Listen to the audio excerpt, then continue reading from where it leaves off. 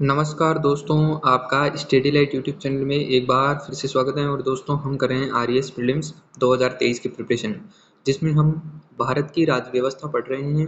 और भारत की राज्य व्यवस्था में हमारे 3 टॉपिक कंप्लीट हो गए हैं। पहला संविधान सभा, दूसरा संविधान की प्रस्तावना और तीसरा मौलिक अधिकार। तीनों ही टॉपिक इम्पोर्टेंट थे। आज का टॉपिक भी बहुत इंपॉर्टेंट होने वाला है, जिसका नाम है राज्य के नीति निर्देशक तत्व, यानी कि directive principles of state policy, जिनको हम डीपीएसपी के नाम से भी जानते हैं। तो चलिए शुरू करते हैं, अंत तक बने रहिए। सबसे पहले आपसे ये पूछा जा सकता है कि हमारे संविधान में डीपीएसपी किस भाग में है, तो वह है भाग 3 में। जबकि जो मौलिक अधिकार है वो किस भाग में है, तो वो है भाग 3 में। अनुच्छेद कहाँ से कहाँ तक है डीपीएसपी में, तो वो है 36 से लेके 51 तक। 36 से लेके 51 तक। और 12 से लेके 35 तक कौन थे? Fundamental rights. 12 से 35 तक फंडामेंटल राइट्स, 36 से 51 तक डीपीएसपी। भारतीय संविधान की आत्मा एवं दर्शन बताया गया है डीपीएसपी को। भारतीय संविधान की आत्मा एवं दर्शन की संज्ञा दी गई है। यहाँ पे आप स्टार मार्क कर लो, क्योंकि ये पूछा जा सकता है कि जो डीपीएसपी है वो हमने किस देश के संविधान से लिया है, तो वो लिया है हमने आयरलैंड के संविधान से। जबकि जो फंडामेंटल राइट्स हैं वो हमने कहाँ से लिए थे, वो लिए थे हमने अमेरिका के संविधान से। तो 2 चीज़ याद रखनी है, फंडामेंटल राइट अमेरिका के संविधान से और डीपीएसपी आयरलैंड के संविधान से लिए गए। पूछा जाए कि डीपीएसपी का उद्देश्य क्या है, तो लोक कल्याणकारी राज्य की स्थापना करना। फिर है कि ये यदि डीपीएसपी का उल्लंघन हो जाता है तो क्या हम न्यायालय में जा सकते हैं, तो नहीं जा सकते, क्योंकि ये गैर न्यायोचित है। ऐसा क्यों? क्योंकि जब हमारा देश आज़ाद हुआ था तो उस समय हमारे देश में गरीबी और बेरोजगारी बहुत ज़्यादा थी। तो उस समय संविधान निर्माणकर्ताओं ने क्या किया कि कुछ अधिकार तो नागरिकों को दे दिए, कुछ को डीपीएसपी में डाल दिया। वो इसलिए ताकि इन फ्यूचर में जब सरकारों के पास रिसोर्सेज आएंगे तो वो अपने नागरिकों को अधिकार देगी। तो इसलिए यदि फंडामेंटल राइट्स का तो उल्लंघन होता है तो हम न्यायालय में जा सकते हैं, लेकिन यदि डीपीएसपी का उल्लंघन होता है तो हम न्यायालय में नहीं जा सकते। इसलिए ये गैर न्यायोचित है। अब बात करते हैं क्लासिफिकेशन की, डीपीएसपी के वर्गीकरण की। तो देखो, संविधान में तो कहीं पे भी डीपीएसपी का वर्गीकरण नहीं किया गया है। ये केवल विचारधारा के आधार पर किया गया है कि अलग अलग लोगों की जो विचारधारा थी, उस विचारधारा के आधार पर हमने इन डीपीएसपी को क्या कर दिया, क्लासिफाइड कर दिया। और कौन कौन सी विचारधारा थी? 3 विचारधाराओं के आधार पर किया। पहली थी समाजवादी सिद्धांत। समाजवादी सिद्धांत के आधार पर हमने कुछ आर्टिकल्स को क्लासिफाइड किया। फिर उसके बाद में हमने गांधीवादी विचारधारा के आधार पर किया दूसरी, और तीसरी हमने जो कौन सी है, उदारवादी के आधार पर हमने किया। तो इन 3 आधारों पर हमने क्या किया, क्लासिफिकेशन किया। और इसमें ओवरलैप भी है। ओवरलैप का मतलब है कि जैसे समाजवादी है, समाजवादी की जो कल्पना है वो गांधी जी के साथ भी मिलती है। तो इसका मतलब है कि जो आर्टिकल्स समाजवादी में है उसमें से कुछ आर्टिकल्स गांधीवादी सिद्धांत में भी आएंगे। ठीक है, तो सबसे पहले तो हम ये देख लेते हैं कि इन विचारधाराओं में कौन कौन से आर्टिकल्स हैं। तो जो सबसे पहली है समाजवादी सिद्धांत, इसमें कौन कौन से आर्टिकल्स हैं, तो आर्टिकल 38 है, 39 है, 39A है, 41 है, 42 है, 43 है, 43A है और 47 कौन कौन से आर्टिकल में? 38, 39, 39A, 41, 42, 43 और 43A तथा 47। इसके बाद में आता है गांधीवादी सिद्धांत। तो गांधीवादी सिद्धांत में कौन कौन से आर्टिकल शामिल है, तो है अनुच्छेद 40, 43, 43B, 46, 47 और 48। अब देखो, इसमें 43 और 43A भी था, और गांधीवादी में भी 43 और 43A। ठीक है, इसके बाद में यहाँ पे जो समाजवादी था उसमें 47 था, गांधीवादी में भी है 47। ठीक है, और 48। इसके बाद में अगला क्लासिफिकेशन वो है उदारवादी बौद्धिक सिद्धांत। इसमें कौन कौन से आते हैं? 44, 45, 48, 48A, 49, 50 और 51।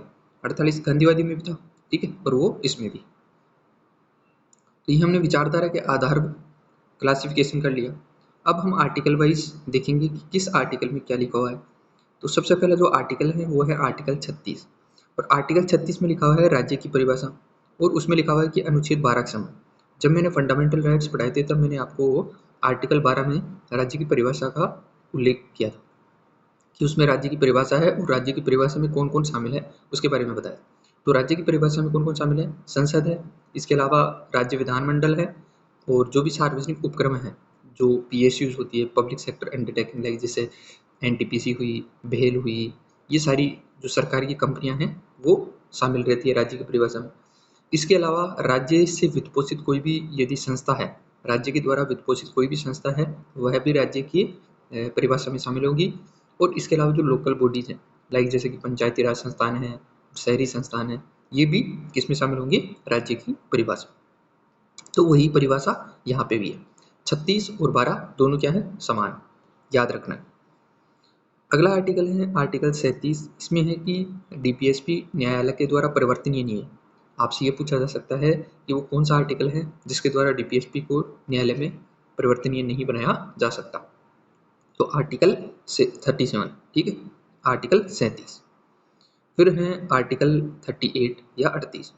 राज्य ऐसी सामाजिक व्यवस्था का निर्माण करेगा जिसमें सामाजिक, आर्थिक, राजनीतिक न्याय, सीक्वेंस याद रखना, सबसे पहले सामाजिक न्याय, फिर आर्थिक न्याय, फिर राजनीतिक न्याय, और आय, प्रतिष्ठा, सुविधाओं तथा अवसरों में किसी भी प्रकार की असमानता न हो। सरकार या राज्य ऐसी व्यवस्था करेगा कि सभी लोगों को सामाजिक न्याय मिले, आर्थिक न्याय मिले, राजनीतिक न्याय मिले, इसके अलावा आय, प्रतिष्ठा, सुविधाओं तथा अवसरों में भी समानता मिले। और ये है हमारे आर्टिकल 38। इसके बाद में अगला आर्टिकल आता है आर्टिकल 39। आर्टिकल 39 ए में है पुरुषों व महिलाओं को रोजगार में समान अवसर देना। 39 बी में है राज्य भौतिक संसाधनों का स्वामित्व व नियंत्रण इस प्रकार करेगा कि सभी के हितों की पूर्ति हो। अनुच्छेद 39 सी में है राज्य अर्थव्यवस्था का प्रबंधन इस प्रकार करेगा कि धन व उत्पाद के साधनों का अहितकारी संकेंद्रण हो। अनुच्छेद डी में है पुरुषों व महिलाओं को समान कार्य के लिए समान वेतन। और अनुच्छेद 39 ई में है कर्मकारों, महिलाओं एवं बच्चों को बाध्य होकर कार्य न करना पड़े, उनकी उम्र व सामर्थ्य के अनुरूप ना हो। कहने का मतलब है कि 39 ई के तहत सरकार ने कई कानून बनाए हैं, लाइक जैसे कि फैक्ट्री कानून बनाया है। तो फैक्ट्री कानून के तहत ये बताया है कि जो बच्चे हैं वो जो फैक्ट्री है वहाँ पे काम नहीं कर सकते हैं, इनकी जो खतरनाक काम है वहाँ पे नहीं किए जा सकते। तो 39 ई के तहत वो सारे कानून बनाए हैं। उसके बाद में है 39 एफ, बच्चों को स्वस्थ वातावरण उपलब्ध कराना, ये भी राज्य की जिम्मेदारी होगी। तो यहाँ पे जो इम्पोर्टेंट है वो आपको याद रखने हैं, एक तो ए और बी 39 में, और फिर आपको याद रखना है 39 डी याद रखना है क्योंकि समान वेतन की बात करता है, और एक याद रखना है आपको 39 ई और 39 एफ, वेरी इंपॉर्टेंट है। इसके बाद में एक और आर्टिकल जोड़ा गया 39 ए, ये कैपिटल ए है, याद रखना कैपिटल ए, इसको संशोधन के माध्यम से जोड़ा गया। जो छोटा ए होता है वो पहले से रहता है, इसका मतलब क्लोज होता है, और जो ए होता है उसमें संशोधन के द्वारा जोड़ा जाता है। और कब जोड़ा गया, 1976 में 42वें संविधान संशोधन के माध्यम से।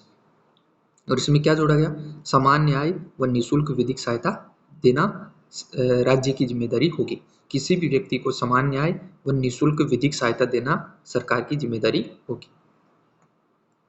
आर्टिकल 39 के बाद में आता है आर्टिकल 40 सॉरी, राज्य पंचायती राज संस्थाओं की स्थापना करेगा। राज्य पंचायती राज संस्थाओं की स्थापना करेगा और पंचायती राज संस्थाओं को सशक्त बनाएगा। ये जो गांधी जी थे उनके विचारधारा थी कि जो पंचायती राज संस्थाएं हैं उनको स्वायत्ता देनी चाहिए, ऑटोनोमस देनी चाहिए, ताकि जो विकास है वो अंतिम व्यक्ति तक पहुंच सके। उसके बाद में आर्टिकल 41 है राज्य के द्वारा कुछ दशाओं में काम, शिक्षा एवं लोक सहायता उपलब्ध करवाना। राज्य के द्वारा कुछ दशाओं में काम उपलब्ध करवाना, शिक्षा एवं लोक सहायता उपलब्ध करवाना। और इसी के तहत सरकार ने कानून बना रखा है मनरेगा वाला, जिसमें 100 दिन की गारंटी रोजगार दी जाती है, ठीक है। इसके बाद में आता है आर्टिकल 42, राज्य के द्वारा कार्यस्थल पर न्याय संगत व मानवोचित दशाएं जैसे कि गर्भवती महिलाओं को अवकाश या प्रसूति सहायता देना, ये राज्य की जिम्मेदारी होगी। अगला आर्टिकल आता है आर्टिकल 43 निर्वाह योग्य मतलब जीने योग्य मजदूरी व कुटीर उद्योगों को प्रोत्साहन देना। अनुच्छेद 43A में है कर्मकारों को प्रबंधन में हिस्सेदारी दी जानी चाहिए, ये संशोधन के माध्यम से जुड़ा गया। फिर अनुच्छेद 43B इसमें सहकारिता को प्रोत्साहन, यानी कि जो कोऑपरेटिव सोसाइटीज हैं उनको बढ़ावा दिया जाए। मजदूरी को सहकारी समितियों की स्थापना की अनुमति, और इसको कब जोड़ा गया? 97वें में संविधान संशोधन 2011 के द्वारा सहकारिता शब्द को जोड़ा गया। तो ये 43 में थे, ठीक है। नेक्स्ट आता है हमारा 44, वेरी इंपॉर्टेंट है 44। क्यों? समान नागरिक संहिता यूनिफॉर्म सिविल कोड यूसीसी लागू करना, और अभी संसद में इस पे कानून बनने जा रहा है। तो ये वेरी इंपॉर्टेंट हो जाता है अभी के एग्जाम के लिए कि अनुच्छेद 44 में क्या है? समान नागरिक संहिता। समान नागरिक संहिता का मतलब ये होता है कि जितने भी धर्म हैं उन सभी धर्मों के लिए एक ही नियम कानून होगा। इसके बाद में है अनुच्छेद 45, 0 से 6 वर्ष तक के बच्चों के लिए पोषण तथा आरंभिक शिक्षा की व्यवस्था करना सरकार की जिम्मेदारी है। और इसी 45 के तहत सरकार ने जो संशोधन के माध्यम से क्या किया है? कानून बनाया है, और कानून बनाकर इसको फंडामेंटल राइट बना दिया है। 86वें संविधान संशोधन 2002 के माध्यम से अनुच्छेद 21 में ए जोड़ा गया है, और ए में लिखा है कि 6 से 14 साल की आयु के सभी बच्चों को निःशुल्क और अनिवार्य शिक्षा देना सरकार का काम है, राज्य का काम। तो ये 21A में जोड़ा गया है, जो कि अभी फंडामेंटल राइट। तो ये है 45। नेक्स्ट आर्टिकल आता है आर्टिकल 46। इसमें है ST, SC, BC यानी बैकवर्ड कास्ट के लिए आर्थिक सहायता व शिक्षा उपलब्ध कराना भी राज्य का काम। इसके बाद में 47 है, वेरी इंपॉर्टेंट है। क्यों इंपॉर्टेंट है? क्योंकि क्वेश्चन पूछा गया है कि खतरनाक औषधियों व मादक पेय पदार्थ पर प्रतिबंध लगाना किस आर्टिकल में है? तो वह 47। इसके अलावा राज्य पोषाहार, जीवन स्तर और लोक स्वास्थ्य में सुधार करने का काम भी राज्य करेगा। फिर आता है आर्टिकल 48। आर्टिकल 48 में क्या है? कृषि व पशुपालन में आधुनिक व वैज्ञानिक तकनीकों का प्रयोग किया जाना चाहिए, नस्ल सुधार व संरक्षण के प्रयास हो तथा बूचड़खानों को बंद करना चाहिए।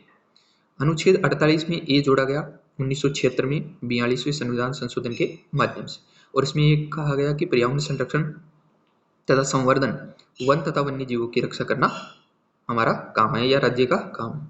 इसके तहत कई कानून भी बने हैं। पर्यावरण संरक्षण कानून अधिनियम 1976 वाला कानून भी इसी के तहत बनाया गया।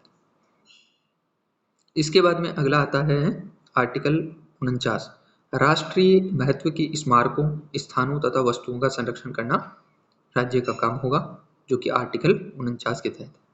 फिर है आर्टिकल 50, इंपॉर्टेंट है, याद रखना 50 से 50-50, इनकी कार्यपालिका और न्यायपालिका को पृथक्करण करना, कार्यपालिका से न्यायपालिका को पृथक्करण करना, या फिर ऐसे भी आ सकता है जो पृथक्करण का सिद्धांत है वो किस आर्टिकल में है? तो आर्टिकल 50 में, ठीक है।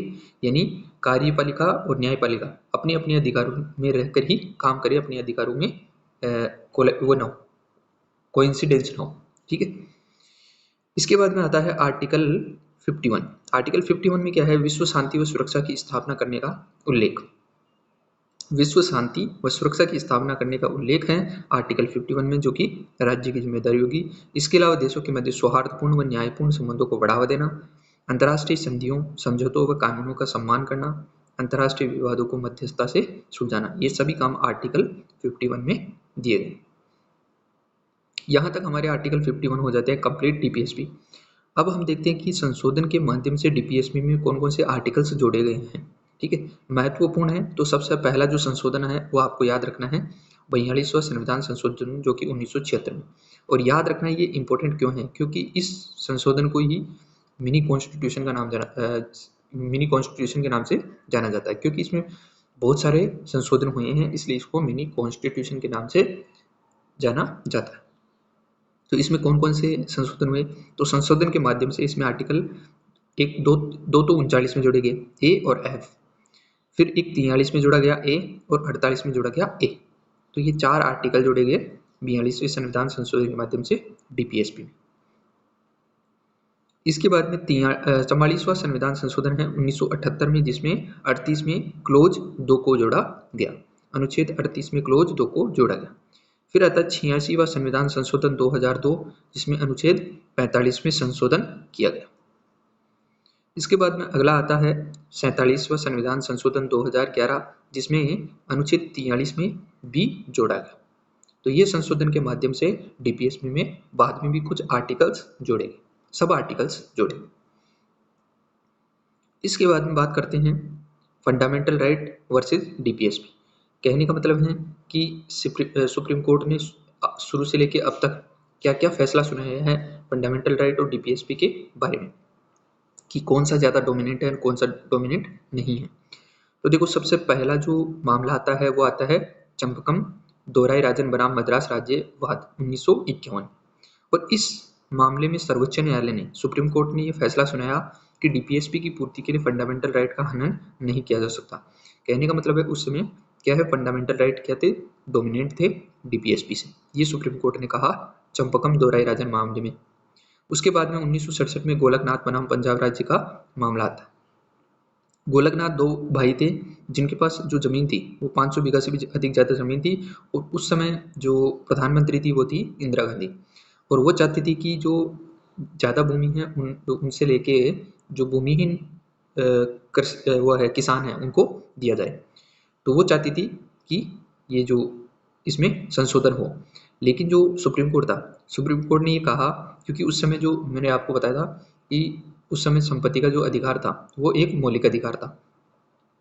तो जो गोलकनाथ दोनों भाई थे ये चले गए कोर्ट में, चले गए सुप्रीम कोर्ट में चले गए। तो वहाँ पे सुप्रीम कोर्ट ने फैसला सुनाया कि डीपीएसपी को लागू करने के लिए मूल अधिकारों में संशोधन नहीं किया जा सकता। इसके बाद में इंदिरा गांधी एक और संशोधन लेके आती है जो कि 24वां संविधान संशोधन 1971, और इसमें जो सुप्रीम कोर्ट है उसने कहा फंडामेंटल राइट में संशोधन करने या फंडामेंटल राइट को समाप्त करने की शक्ति संसद को दी गई। 24वें संविधान संशोधन 1971 के माध्यम से फंडामेंटल राइट में संशोधन करने या फंडामेंटल राइट को समाप्त करने की शक्ति दे दी गई सुप्रीम कोर्ट को, संसद। इसके बाद में 1980 में मिनर्वा मिल्स बनाम भारत संघ का मामला आता है, और उसमें सुप्रीम कोर्ट फैसला सुनाता है कि जो फंडामेंटल राइट और जो डीपीएसपी है वो कोई अलग अलग नहीं है, दोनों का ही उद्देश्य क्या है, जन कल्याण करना है, और वो दोनों एक दूसरे के क्या है, कॉम्प्लीमेंट है, एक दूसरे के पूरक है, और दोनों के मध्य संतुलन होना आवश्यक है। कि यदि डीपीएसपी की ज़्यादा ज़रूरत है तो डीपीएसपी को डोमिनेट रखा जाए, फंडामेंटल राइट की ज़्यादा ज़रूरत हो फंडामेंटल राइट को ऊपर रखा जाए, तो इनमें संतुलन रखा जाना चाहिए। वर्तमान स्थिति की बात करें तो डीपीएसपी की वर्तमान स्थिति में देखो, डीपीएसपी की तुलना में फंडामेंटल राइट श्रेष्ठ है। बेशक फंडामेंटल राइट श्रेष्ठ है, लेकिन अनुच्छेद 39B जो कि महिलाओं के लिए है और 39C, ठीक है, ये दो आर्टिकल हैं। यदि इन दो आर्टिकल में कोई भी कानून बनता है तो वो डीपीएसपी वाले जो कानून हैं वो फंडामेंटल राइट की जो 14 और 19 जो आर्टिकल्स है उनका उल्लंघन नहीं माना जाएगा, यानी उनकी तुलना में श्रेष्ठ है। तो यहाँ पे फिर डीपीएसपी क्या हो जाता है, डोमिनेट हो जाता है। तो इसका मतलब है एक संतुलन क्रिएट किया गया है। तो ये हमारा एक छोटा सा टॉपिक था जिसका नाम था डीपीएसपी, ठीक, directive principle of state policy. तो आई होप कि आपको समझ में आया होगा। स्टडी लाइट यूट्यूब चैनल को सब्सक्राइब करना ना भूलें, और एक लाइक और शेयर तो बनता है। धन्यवाद दोस्तों, मिलते हैं किसी अगली वीडियो में, तब तक के लिए पढ़ते रहिए, एग्जाम काफ़ी नज़दीक।